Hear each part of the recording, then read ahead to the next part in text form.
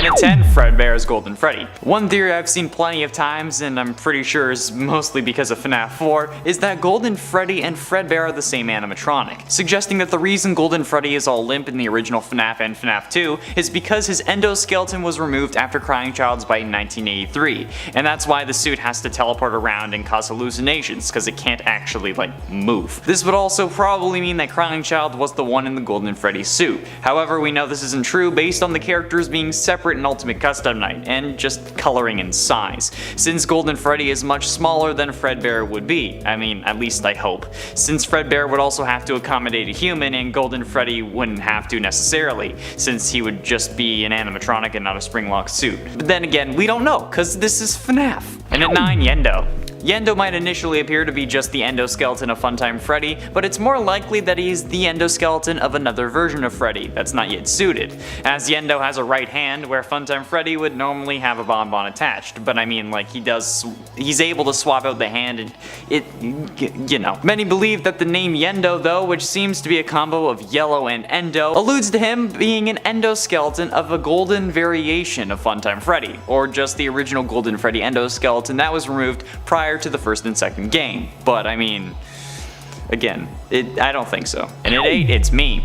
There are only 2 people who have gotten this Easter egg to my knowledge, and it involves the Curse of Dreadbear DLC and completing a game to be taken to the victory screen. There in that barn you'll find 3 posters reminiscent of the ones from the Alleyway and Pizzeria Simulator. However, this is where the ability to unlock this Easter egg is determined. You need to get 3 clown posters, which is incredibly rare. I mean, you can get 3 of any of the other ones, but not 3 clowns. Trust me. And because I mean incredibly rare. Plus, then you need to hit them all with darts, which you only get 4 of, and if you miss 2 of them, you're boned. I've looked for this Easter egg for hours on both my personal channel during live streams and even on this one during a live stream from the previous lockdown, since I want to find this myself so I can prove to myself that it exists. Since if you manage to do this, the barn seemingly changes to a blacklight version, where the victory screen banner changes to read "It's me" and everything starts glowing because of a blacklight. YouTubers Johnny Blocks and apparently Daco are the only 2 to have gotten this Easter egg from what I've seen and what I've been told in the comments, but I haven't seen Daco actually get it. Not even MatPat was able to get this, and Eddie VR wasn't really trying. Some think that this is because Golden Freddy still has a hold on the FNAF world, and wherever Glitch Trap, or I guess William is, Golden Freddy will follow, because like Freddy and Foxy, they will chase after each other until the ends of reality. And at 7, the Logbook. Some believe that there are 2 spirits possessing the security logbook, one of them being Golden Freddy and the other is the Crying Child. But I believe that these altered texts aren't another spirit, since it wouldn't really make much sense for 2 spirits to communicate in different ways, one using faded text and the other altering what was already in the book, and that seems very difficult. But I believe that these are hallucinations that we're seeing from Mike's perspective, but most believe the other spirit to be Golden Freddy. Why? Because they also believe that both spirits share the same animatronic. More on that later. But also, that's weird to me. Why would they both share the book, but also the animatronic? And why would they have to communicate through the book? Wouldn't they just be able to be like, yo, hey, this is me psychically communicating to you? And at 6, Phone Guy. We do hear Golden Freddy's jump scare at the end of the phone recording on night 4. We also hear Freddy's music implying that Phone Guy ran out of power. But is it possible that all the animatronics were present at this time and that Freddy therefore just took part in killing Phone Guy? Cause if not, I would suggest that Golden Freddy at least didn't work alone. I mean, it would make sense with the 2 Freddys teaming up to take down the Phone Guy together, sharing their victory, I guess? But Golden Freddy being the culprit is also supported by the stuttering and murmuring we hear in the night 5 phone call, because that sounds an awful lot like the auditory hallucinations Golden Freddy causes us to experience throughout the nights. And come on, if anyone's going to kill Phone Guy, it's going to be Golden Freddy, let's just be honest. Phone Guy crashed a desktop. The main piece of evidence I was looking for was that Cassidy would not share a vessel, so if Cassidy was possessing Golden Freddy, the amount of anger and agony that Cassidy has would not allow for another soul to possess the suit alongside her, no matter who it was, even if it was her killer's son, especially not her killer's son. So it's just Cassidy possessing Golden Freddy, I hear you asking? Because this would just be circumstantial and based on your opinion of how you see the character of Cassidy. You could see her as being more than willing to share the suit with William's son since they both suffered the same wickedness, right? Yes, and that is entirely true, except I have some ideas that would present an entirely different solution to this problem. Allow me to explain. Fazbear Frights has given us hints as to how the game world operates over the last year or so. So far, with 9 books in the series being released, with the 10th coming out on my birthday this year and an 11th shortly after. However, there is one book that I'd like to call attention to, and I'm sure you can all tell which one it's gonna be. In room 1280 of Heracles Hospital, something evil is keeping a man alive. A man with gruesome burns all over his body and an iron will to live. The man in room 1280 is the 3rd story in the 5th Fazbear Frights book, Bunny Call. The only Fazbear Frights book that I currently own. For good reason.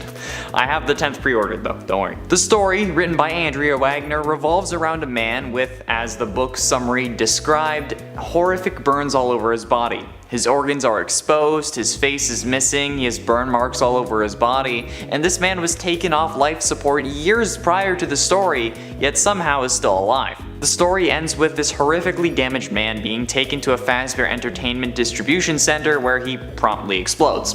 This story is obviously meant to represent, or very well be, William Afton, who did end up escaping the FNAF 6 fire but was horrifically damaged because of it. The story was meant to show us that William had a soul possessing him, the soul of a young boy with curly black hair, rosy cheeks, and an alligator mask. The mask being in reference to the Happiest Day minigame from FNAF 2.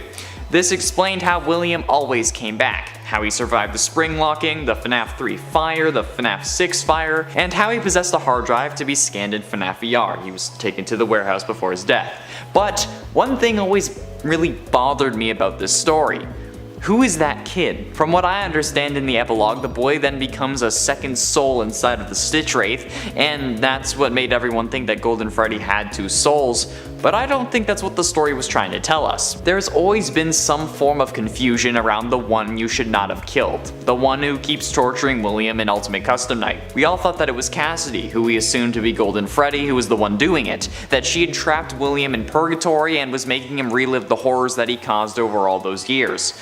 But that, with the release of this book, was disproven, since William wasn't in purgatory or hell, but rather his own mind, stuck in the hospital either on life support or just being kept alive by this spirit, meaning that this kid would have to be the main antagonist of that game, the one that we see shaking at the end if we manage to beat 50-20 mode.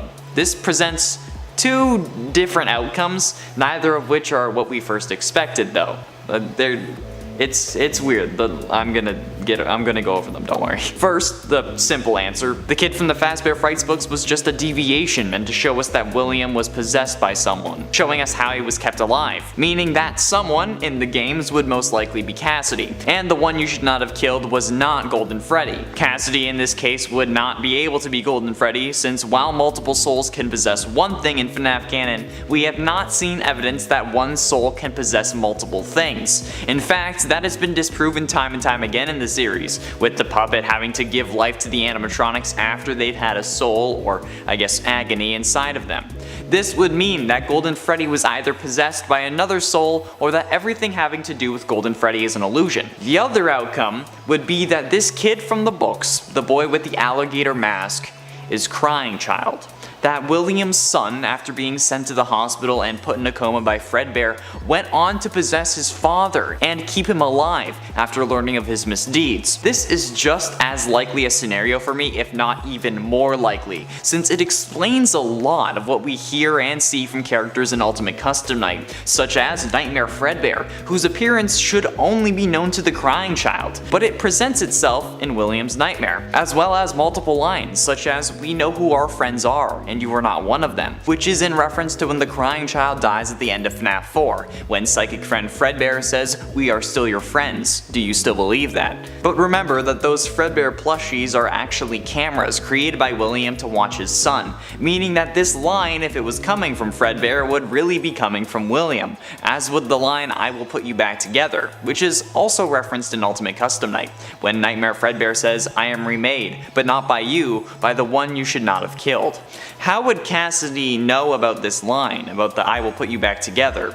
about the appearance of any of the Nightmare animatronics for that matter, unless she had seen them herself. If this was Crying Child, it would make a whole heck of a lot of sense, especially because of that line, "I am remade, but not by you." It sounds sassy, like I was remade, but you didn't do it like you said you would. Like if your friend falls through on a promise, and then you say like, "Oh, I went bowling, but not with you." I have a friend who does that a lot. He's not even really a friend anymore, just because he is not really a good person. He's not watching, so it's fine. This also explains Nightmare's line of "the shadow fears me," which I originally thought was meant to be about William fearing death, since the purple of the purple guy was meant to represent a shadow. But the one thing that made me sure about this theory was the fact that the alligator mask boy from the man in room 1280 is described as a shadow. If this is the Crying Child, who was being referenced as a shadow, it would explain this line. Nightmare is the final antagonist of FNAF 4, the one that Crying Child fears the most, the representation of death, of William's wickedness. The Crying Child has to be the one who possesses William. I mean, it makes sense, William was there when Crying Child died. The Golden Freddy suit wasn't, but William was. When Crying Child died in the hospital, we know that from his lines going through psychic friend Fredbear, he was there with his son. As for why Golden Freddy is moving at the end of the game though, that could simply be a visual way of showing us that William would be back in the next game, by having one of his victims convulsing. Or it could be Crying Child showing William a version of the Fredbear plush. I think that this has to be the explanation, and if not, then Scott needs to fix his narrative structure, because not only does this make sense, it works in a story sense as well, and honestly fits so many things into place, and feels good in a narrative sense. There we have it, friends, my explanation as to how we were wrong about Golden Freddy. This theory makes so much sense to me, and honestly I didn't expect to come to that conclusion. The idea that I had in my head going into it was totally different than when I finished. The one you should not have killed is Crying Child. I mean, even William would consider him the one that you should not have killed. Damn. Halfway through, and at number 5, emotions. Now, you see, Golden Freddy has a lot of powers, and frankly, we don't understand why. My theory, though, is that they're actually the different emotions that we can experience, because let's be honest, a suit that is able to transport itself through walls and through doors is just redonk. So I'm guessing that while also experiencing agony, Golden Freddy is hella angry, and that anger is definitely what causes it to crash our game, to make it say it's me, to just make us see all kinds of crazy shit. It has to be the other emotions. I mean, what other explanation could there be? Sure, maybe he's doing it to try to signify that he's our brother, but he has to be able to do it somehow. And other than other emotions, we don't know what else it could be. We've seen no other explanation. Scott hasn't given one to us, it hasn't been in the games, even Fazbear Frights hasn't explained it. All they've given us is that emotions can be powerful or they can be unpowerful, but agony lets us possess things. So if that is the case, then what would anger do? What would sadness do? What would happiness do? I mean, I doubt any dead kids are experiencing happiness, but I mean, hey, maybe they figured out how cruel the world is and are now happy they don't have to pay rent. I don't know. Either way, it makes a lot of sense to me, and you know what, I'm gonna keep believing it until I'm proven otherwise. In at 4, the one you should not have killed. The one you should not have killed is, I guess, the main antagonist of Ultimate Custom Night. The character who most believed to be Cassidy is the one who's causing this whole situation, trapping William in his own mind while keeping him alive in order to torture him for his crimes. And while this may still be Cassidy, I think it could be Crying Child. I have a whole theory with my evidence as to why, so go check that out if you're interested. But no matter who it is, the one you should not have killed can't really be Golden Freddy from the looks. While the evidence certainly seems to point us in that direction, now we know that William isn't in hell or in purgatory in this game, but rather trapped in his own body, thanks to the story of the man in room 1280 from the Fazbear Frights Book 5 Bunny Call. There is evidence in the form of the Stitch Wraith that multiple souls can possess one thing, however we have not seen evidence of characters being able to possess multiple big things at once. Cause like there was a character who, at least from what I've been told, was able to possess a lot of little things, but nobody has possessed 2 animatronics animatronics at the same time, let alone an animatronic and a person. In fact, in Bunny Call, William had to die for Andrew to be able to move on to the Stitch Wraith. So based on that evidence that we've seen, the one possessing William and the one keeping him alive, the one you should not have killed, can't be the one in Golden Freddy. Getting close to the end in at number 3, Crying Child. Some people believe that the one possessing Golden Freddy is Crying Child. This is mostly based on the It's Me hallucinations from FNAF 1 and the reveal that his older brother has been our player character over the first 6 games, excluding FNAF 4. So why would people believe this? Well, like I said, it would explain Golden Freddy's signature line of It's Me, since if we do play as Michael Apton in the first game, It's Me could just be the crying child trying to communicate with his older brother to tell him who he is. It could also explain the constant use of the phrase "It's me" in the security logbook, since some also believe it to be possessed by the spirit of Golden Freddy, or the 2 spirits inside the book are also those inside Golden Freddy, which honestly makes no sense to me, because why would they be posing as why would they be possessing multiple things, like I said. Anyway, with the line of "It's me" being explained easily with Crying Child being Golden Freddy, it leads some to the conclusion that that must be what Scott intended, but let's be honest, it's never that easy. Penultimately, in at number 2, the 2-eye theory. The 2-eye theory states that in the FNAF 3 bad ending, that there are 2 eyes lit up in the head and the back, which we're guessing is Golden Freddy. I mean, it's confirmed in the Freddy files, but yeah, to show that there are 2 souls inside the suit. This actually can't be the case, and I'm gonna tell you why. Firstly, it would be more difficult to tell that it was an animatronic if only one of the eyes was lit, because like all we see are the eyes and like a little bit of the mouth, and it could very well just be the reflection of the light since it's so dark. I mean, you gotta take into account how light works. Notice how Freddy and the other animatronics also have light coming out of their other eyes. Secondly, Crying Child wasn't a thing yet in the games. Not coming until the next game, that wasn't even supposed to happen until the community was disappointed with the Springtrap jump scare, since this was supposed to be the end of the series that was confirmed by Scott in an interview. That's why we released the Souls in the Happiest Day minigame. Also notice that only one person wears a Golden Freddy mask in that minigame, and according to the official Freddy Files Updated Edition book, quote, "You'll see an image of broken animatronic heads, each with a lit eye," meaning that Golden Freddy in the back has only one eye lit. And I mean, like, considering how this is an official guidebook to the series, we gotta take it as law, right? Finally, in at number 1, Cassidy. Since the beginning of FNAF, we've been wondering about the mysterious and seemingly supernatural Golden Freddy, the entity able to travel through solid doors and walls, who gave us hallucinations and crashed our game when they got to us. Who was this mysterious thing? Over the years, we got a few names, but none of them were for Golden Freddy, most notably because of the gravestone ending in FNAF 6. But even with that, Golden Freddy's name was never given to us. Like, thanks, Scott.